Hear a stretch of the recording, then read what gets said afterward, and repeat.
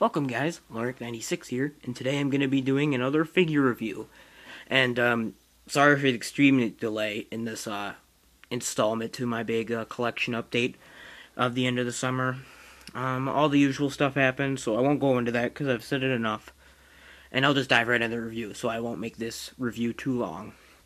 Because you guys might not like long videos, so... Anyway, enough rambling for the beginning. Here's the monster I'm going to be reviewing, and this monster is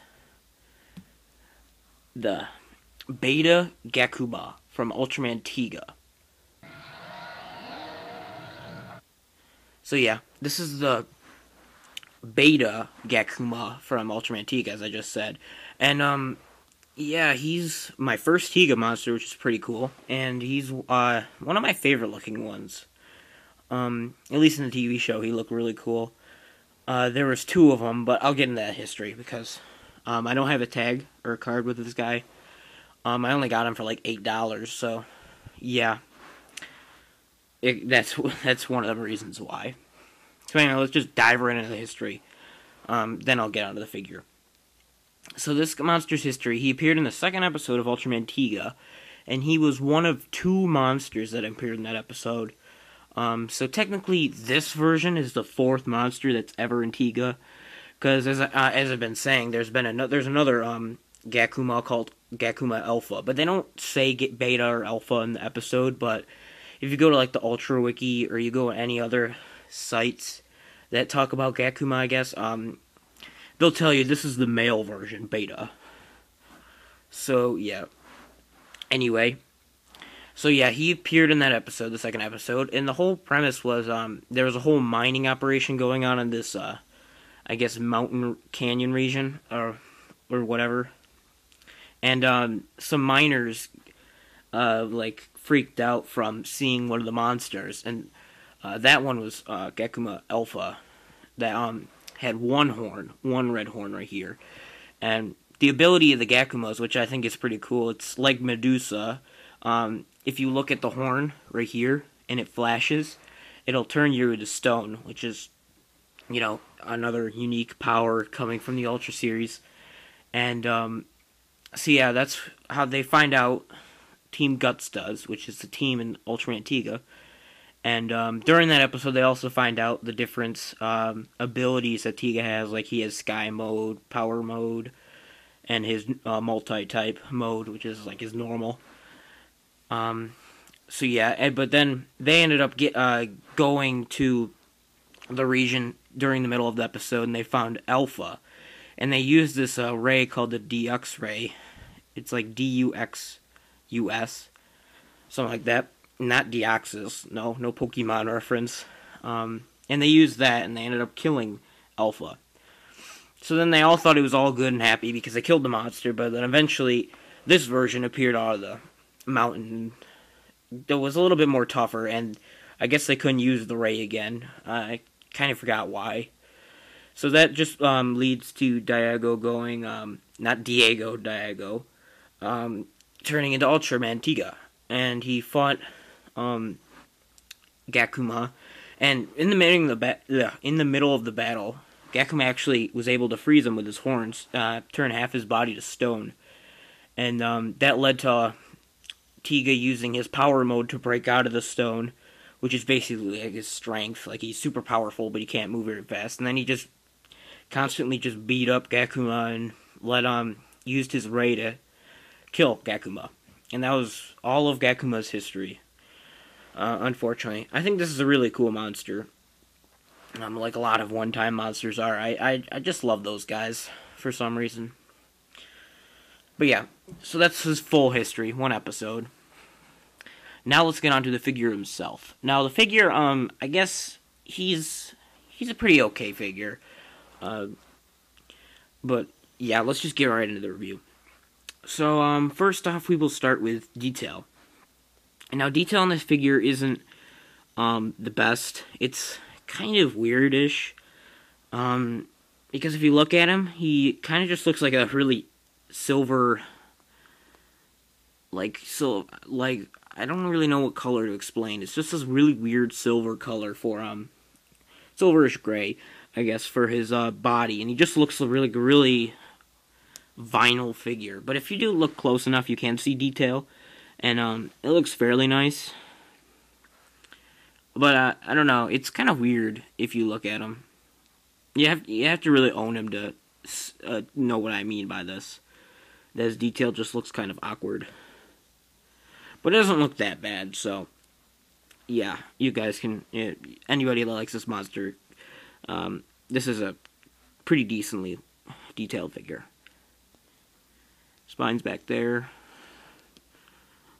Like that. There's his face. So yeah. Detail is, yeah, it's confusing. I think it's okay. It's, the standard okay detail.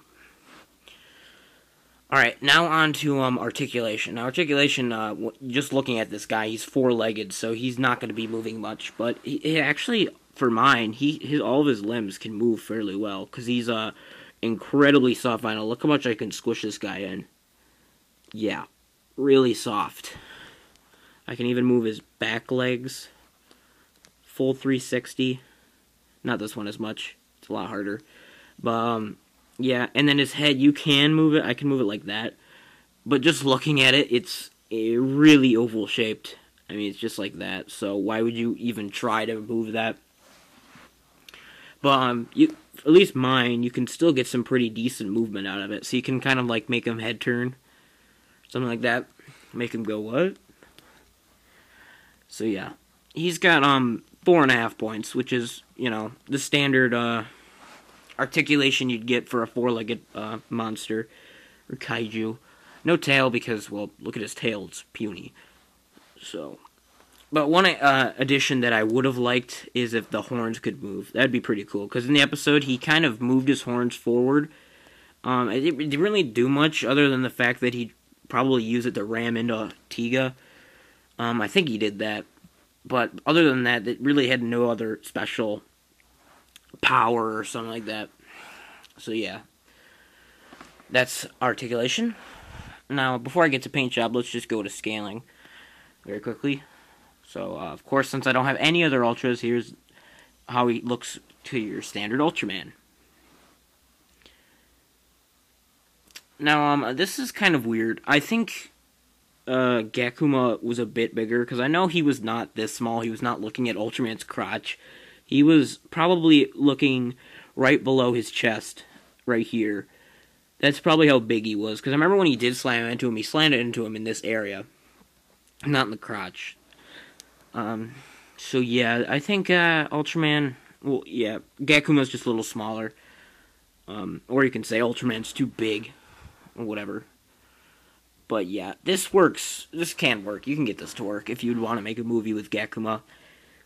Get more attention to the monster. So yeah. Now let's pair him up to a standard Godzilla figure. 68. Now this looks a lot better, because 68's, this version of Godzilla is a little short.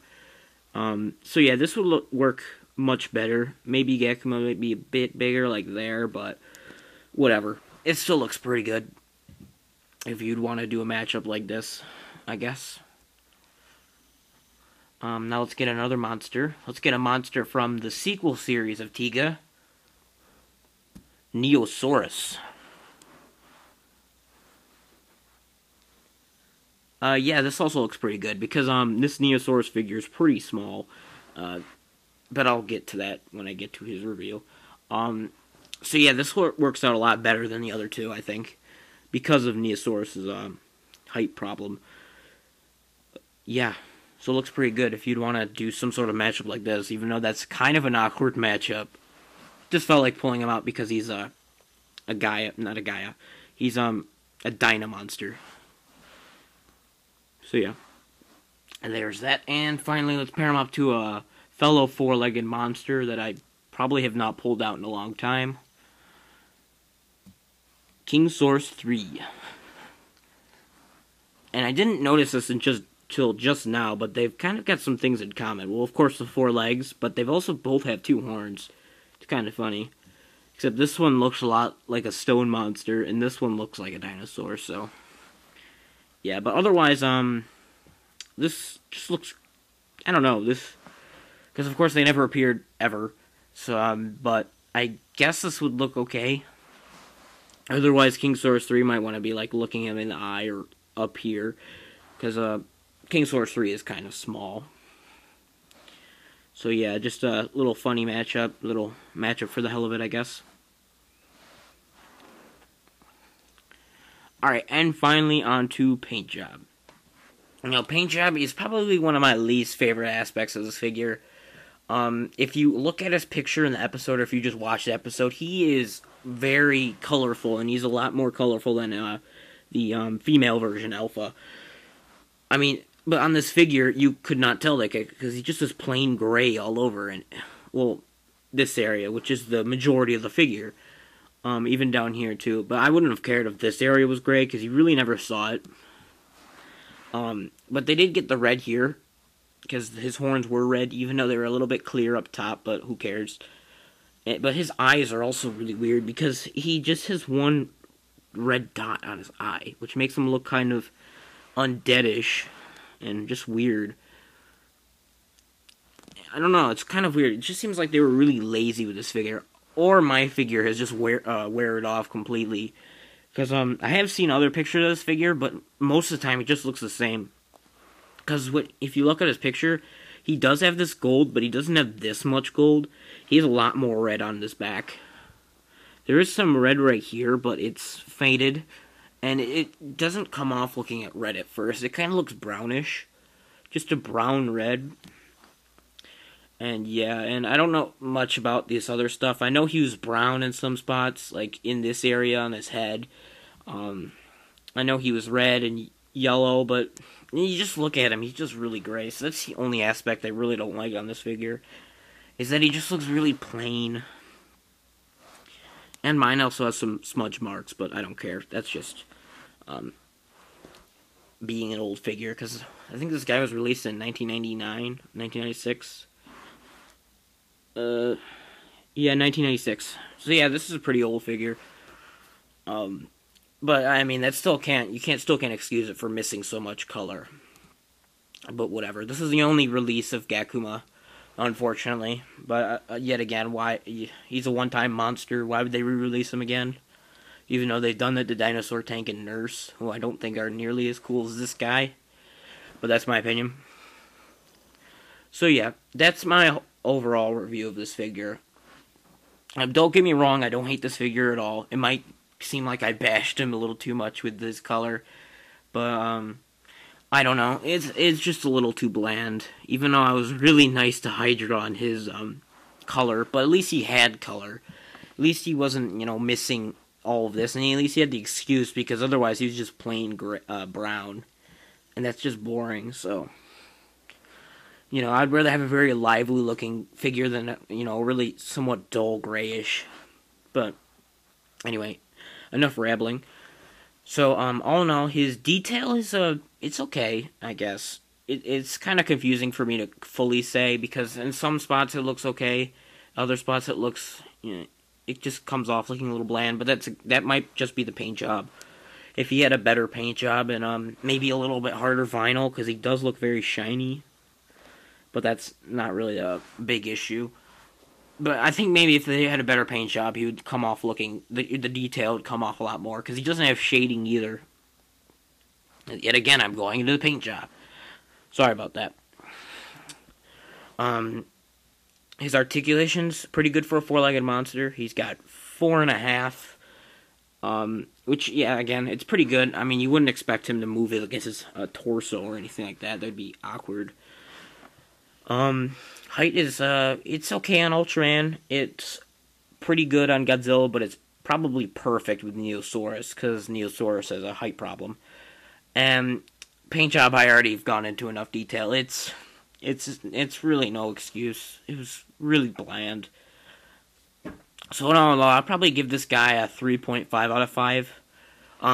If I didn't really like this monster, then I probably wouldn't have picked this figure up, first of all, but I probably would have given him a 2.5, but I'm gonna give it a 3.5 because I actually like this monster. He's just one of the most unique Tiga, because there's a lot of monsters in Tiga that I like, but I just remember this guy in episode 2 and being really fascinated by his powers and such, because I like monsters that are different. I don't like the same ass space monster coming down for the 5th gajillionth time going, yeah, I'm gonna take over the Earth again. No, I don't like that. And I don't like random monsters that are, like, being controlled by someone, or, you know, that cliche that's been used in all the episodes. But whatever. I just think Tiga has a lot of unique episodes. But enough about that. So yeah, 3.5 out of 5. I hope you guys enjoyed this review, my coming back, I guess. And look forward next week to where I tackle Arabunta, an ace monster. So yeah, hope you guys enjoyed this review, and I will see you guys later.